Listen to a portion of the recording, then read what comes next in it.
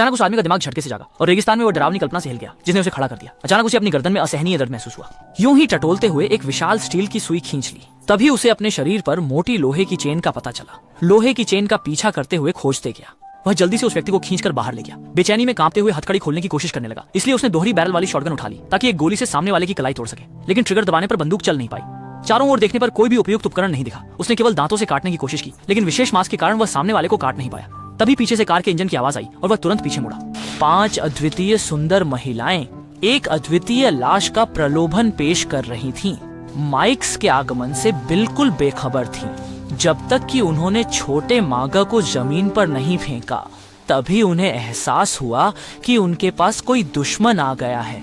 उसी समय मैक्स ने जल्दी से बंदूक उठाई, क्योंकि उसने महसूस किया कि इस महिला की युद्ध क्षमता निश्चित रूप से कम नहीं है। जब दोनों के बीच गतिरोध हो रहा था, महिला का उपकरण अचानक से नीचे गिर गया। इस दृश्य ने मैक्स को भी भौंचक्का कर दिया। हालांकि उससे अधिक आश्चर्य की बात यह थी कि ये महिलाएं पानी की बर्बादी कर रही थीं।